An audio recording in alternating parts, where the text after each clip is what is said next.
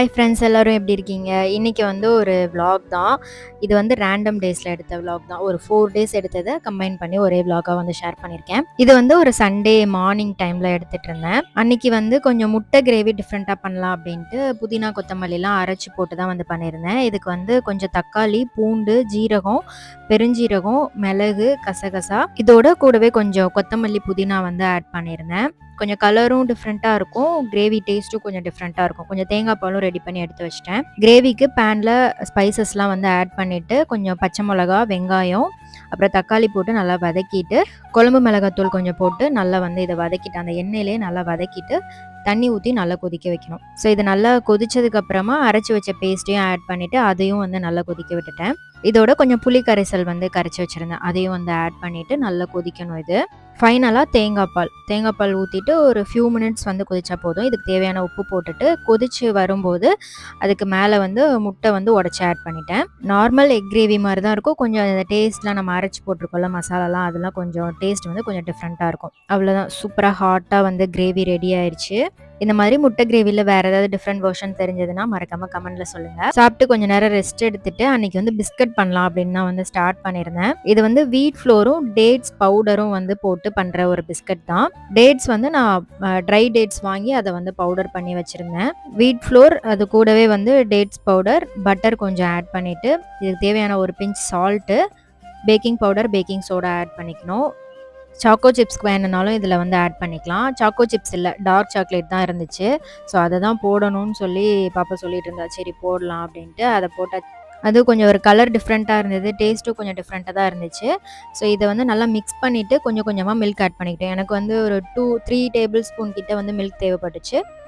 So அந்த consistency வந்ததுக்கப்புறமா நீங்கள் பிஸ்கட் வந்து இந்த மாதிரி ஷேப் பண்ணிக்கலாம். ஸோ குக்கி கட்டர் வச்சும் ஈஸியாக வந்து இந்த மாதிரி ஃப்ளாட் பண்ணிவிட்டு 2 பட்டர் ஷீட்டுக்கு நடுவில் மாவு வச்சு நல்லா ஃப்ளாட் பண்ணிவிட்டு குக்கி கட்டர் வச்சு கட் பண்ணியும் வந்து பிஸ்கட் பண்ணிக்கலாம். ஸோ அவன் வந்து ப்ரீஹீட் பண்ணி வச்சுட்டேன். ஸோ இதுக்கு மேலே வந்து பிஸ்தா வந்து கிரேட் பண்ணி அதையும் வந்து மேலே டாப்பிங்ஸாக வச்சாச்சு. ரொம்ப மெல்லிசாகவும் இருக்கக்கூடாது, ஓரளவுக்கு நல்லா திக்காக ஃப்ளாட்டன் பண்ணால் தான் இந்த மாதிரி ஷேப் வந்து நமக்கு ஈஸியாக கிடைக்கும். ஸோ இந்த மாதிரி ஷேப்பில் கொஞ்சம் பிஸ்கட்ஸ் வந்து பண்ணி எடுத்தாச்சு. மேலே பட்டர் ஷீட்டில் ஸோ உங்களுக்கு என்னென்ன ஷேப்லாம் வேணுமோ அதெல்லாம் வந்து நம்ம ஷேப் பண்ணி வச்சுக்கலாம். இதில் சுகர், மைதா எதுவுமே வந்து ஆட் பண்ணல.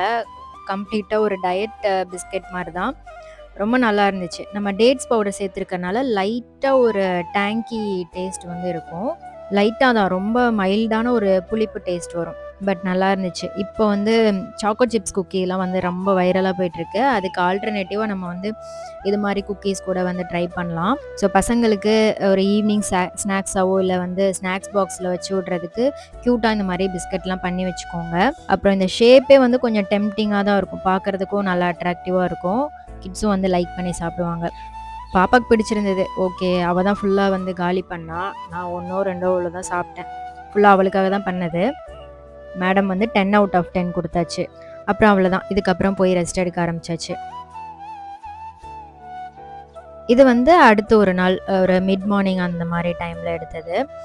டைம் வந்து அரௌண்ட் ஒரு 9 அந்த மாதிரி இருக்கும்னு நினைக்கிறேன். இது வந்து கீன்வா, நான் வந்து இதில் பொங்கல் ட்ரை பண்ணலாம் அப்படின்ட்டு தான் வந்து வாங்கியிருந்தேன். நிறைய வீடியோஸில் பார்க்கும்போது டெம்ப்டிங்காக இருந்துச்சு. கண்டிப்பாக இது எப்படி இருக்கும்னு டேஸ்ட் பண்ணி பார்க்கணும் அப்படின்ட்டு தான் வந்து வாங்கியிருந்தேன். அன்றைக்கி காலையில் பிரேக்ஃபாஸ்ட்டுக்கு வந்து இட்லி தான் வந்து பண்ணி கொடுத்தேன். இட்லி, அப்புறம் வந்து கோவக்காய் சட்னி அன்றைக்கி பண்ணியிருந்தேன். கோவக்காவும் கொஞ்சம் கேப்சிகமும் போட்டு பண்ணுறது.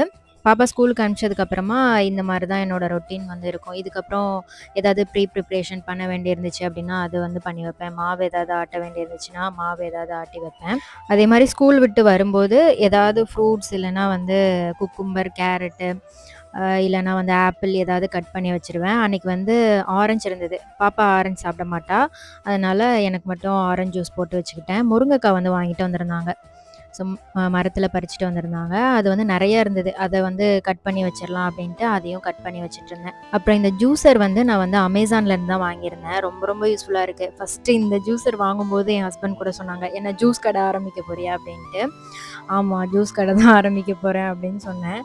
ஆனா ரொம்ப யூஸ்ஃபுல்லா இருக்கு. யாராவது வேணும்னா ட்ரை பண்ணி பாருங்க. நான் கூட இந்த மெஷின்லலாம் இருக்கும்ல, நம்ம எலக்ட்ரிக்கல் ஜூஸர்லாம் வந்து ட்ரை பண்ணலான்னு நெனச்சேன். பட் இது ரொம்பவே சூப்பரா இருக்கு. ஈஸியா இருக்கு. கிளீன் பண்றதும் ஈஸி.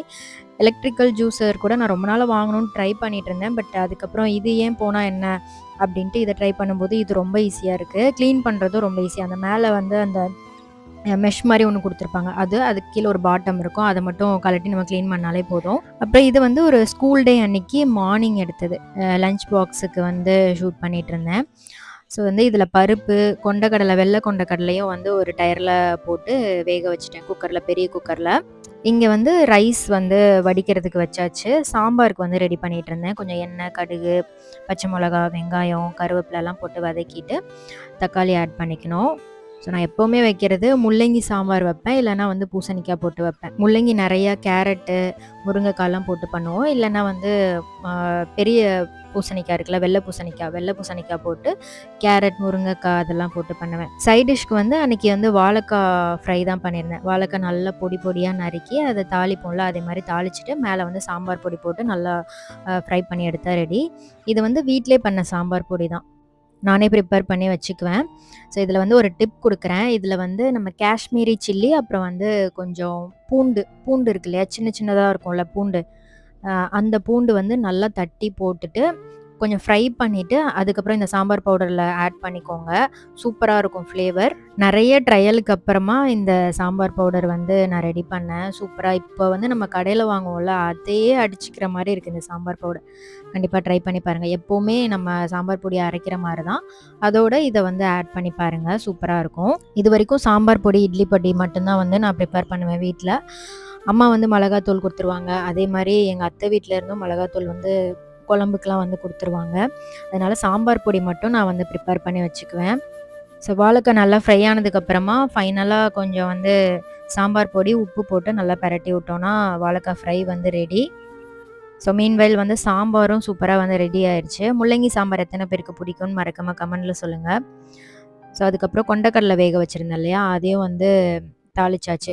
ஸோ பாப்பா வந்து எனக்கு கொண்டைக்கடலை வேண்டாம். எனக்கு பொமோகிரானேட்டே வைங்க அப்படின்னு சொல்லிட்டா.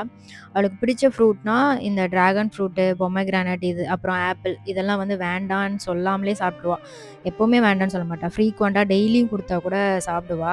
ஸோ அப்படியே சாம்பாருக்கு கொஞ்சம் தயிரும் வைக்க சொல்லியிருந்தா. சைட்ல வந்து தயிரும் வாழைக்காய் ஃப்ரையும் வச்சுட்டேன். ஸோ இன்னும் 2 மாசத்துக்கு இந்த மல்லிகைப்பூ வந்து சூப்பரா வந்து பூத்துட்ருக்கும். அவ்வளோதான். இதுக்கப்புறம் வந்து நமக்கு மழைலாம் ஆரம்பிச்சிருச்சு அப்படின்னா, மல்லிப்பூ வந்து பூக்காது. இப்போ தான் வந்து சீசன்ல இருக்கு. ஸோ ஃபுல்லா வந்து கட் பண்ணி விட போறேன். கொஞ்சம் வந்து இதுக்கப்புறம் கொஞ்ச நாளைக்கு பூக்கும். கொஞ்சம் கொஞ்சமா பூக்கும். வெயில் இருக்கிற வரைக்கும் தான் வந்து மல்லிப்பூ நல்லா பூக்கும். டோட்டலா இந்த இடத்தையே வந்து சேஞ்ச் பண்ண போறோம். ஃபுல்லா கான்கிரீட் போடலாம் அப்படின்ட்டு ஒரு ஐடியா இருக்கு. இது வந்து இன்னொரு நாள் சண்டே அன்னைக்கு எடுத்த விளாக் தான். அன்னைக்கு டின்னருக்கு வந்து ஆப்ப மாவு இருந்துச்சு. சரி பன் தோசை மாரி சுட்டுக்கலாம் அப்படின்ட்டு நல்லா திக்கா பன் தோசை மாரி ரெடி பண்ணிட்டேன். மட்டன் குழம்பு இருந்துச்சு. அப்புறம் வந்து மண்ணீரல் ஃப்ரை பண்ணி வச்சிருந்தேன். அதுவும் கொஞ்சம் மீதி இருந்துச்சு. அது வச்சு சாப்பிட்றலாம் லைட்டா அப்படின்ட்டு அதுவும் வச்சு சாப்பிட்டாச்சு. ஸோ இந்த மாரி தான் வந்து என்னோட டேஸ்லாம் இப்போ போயிட்டுருக்கு ரொட்டீன்ல. ஸோ உங்களுக்கு எப்படி போயிட்டுருக்கு? எல்லாரும் எப்படி இருக்கீங்க? அப்படின்றத மறக்காம கமெண்ட் பண்ணுங்க. இந்த மாதிரி இன்ட்ரெஸ்டிங்கான விளாக்ஸ் பார்க்குறதுக்கு பேஜ மறக்காம ஃபாலோ பண்ணிக்கோங்க.